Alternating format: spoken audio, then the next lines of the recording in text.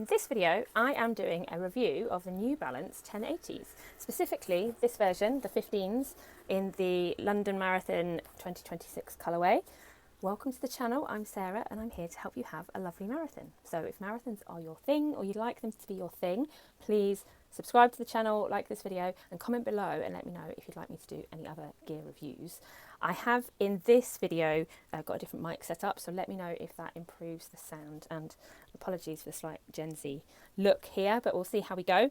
So those of you who are eagle-eyed might spot that my nails match my shoes. So I had this set done for Comrades, which was 4 weeks ago now, and they are about to be redone. But before that, I had also had my special 1080 nails done for London Marathon this year when I first got these shoes, and I was very excited. I know it might sound a bit shallow to get all excited about the colour of your shoes and how pretty they are, and to coordinate your nails and to coordinate your race outfit, as so many of us now do.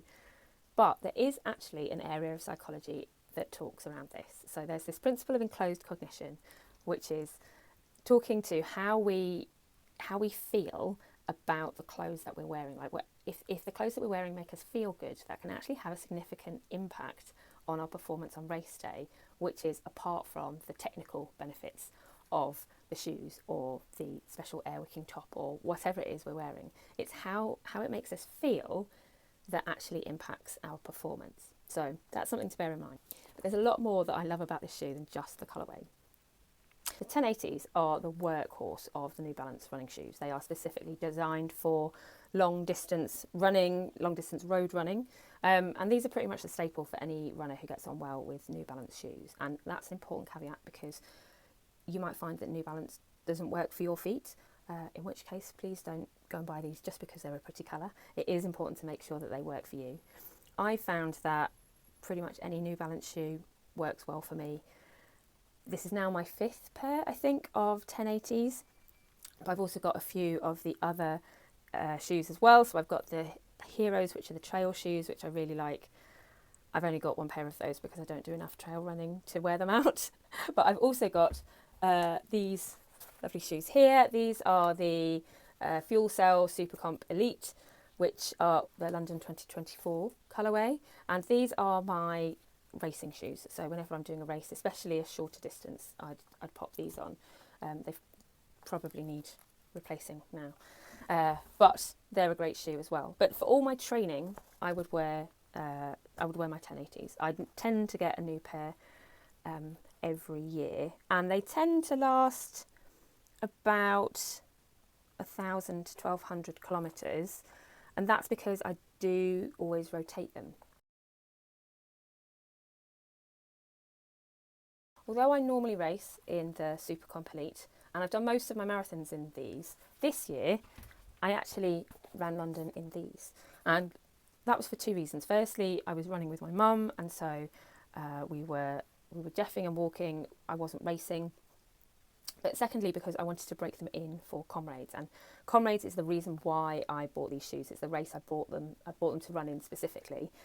Now, Comrades, for those of you who don't know, is an 86-kilometre race. It's an ultra that's run on roads, so you need a long distance road shoe.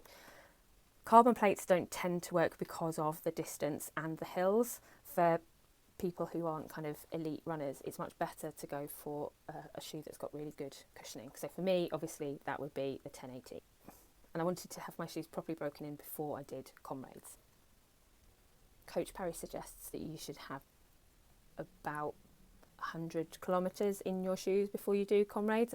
I don't know what he bases that on other than years of experience, but I'm happy to take his word for it. So that was the advice that I followed. And that brings me on to the foam, because apart from the beautiful colours, the foam is what makes the 1080 so special. And specifically, it's this Infinion Foam that they've put in the 15s. I don't know what dark magic New Balance has been doing, but this foam is phenomenal because it recovers so quickly and it just doesn't seem to degrade. These feel as bouncy as they were the first week I had them.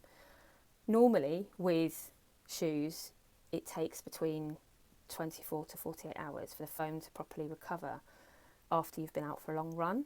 Now, as somebody who has to train long distances on consecutive days for the kind of events that I'm doing, that means that I'd normally have to rotate my shoes and wear, you know, I'd wear my older pair on the second day or what have you. But now I don't need to choose what day I get to wear the pretty shoes. I can just keep wearing them every day, which, you know, makes a big difference to how I feel and how motivated I feel to go out running and how good I feel when I go out running. But I wonder if these shoes will last longer as a result. I think they probably will, but they certainly feel as bouncy as they did when I first got them, and I've probably done well over 300 kilometres in them already, possibly nearer 400.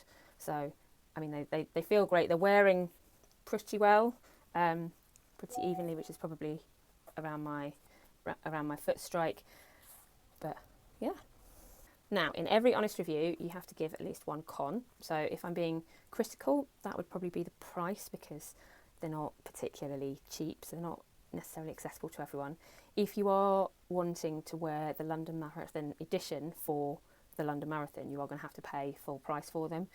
Normally, I'd suggest waiting a season and getting last season's ones, which you can get at a discount, so that's a good way to get a discount.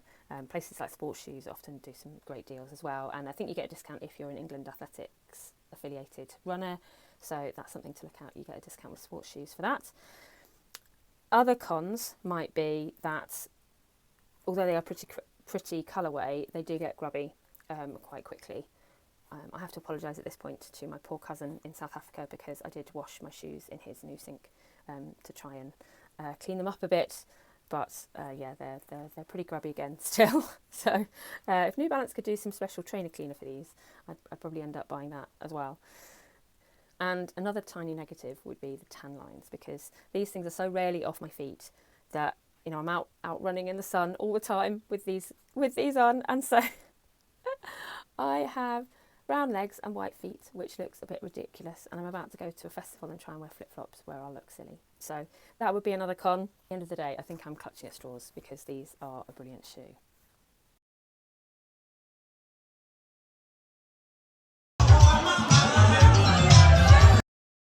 Good shoe shouldn't just protect your joints. I think it should make you excited to step out of the door.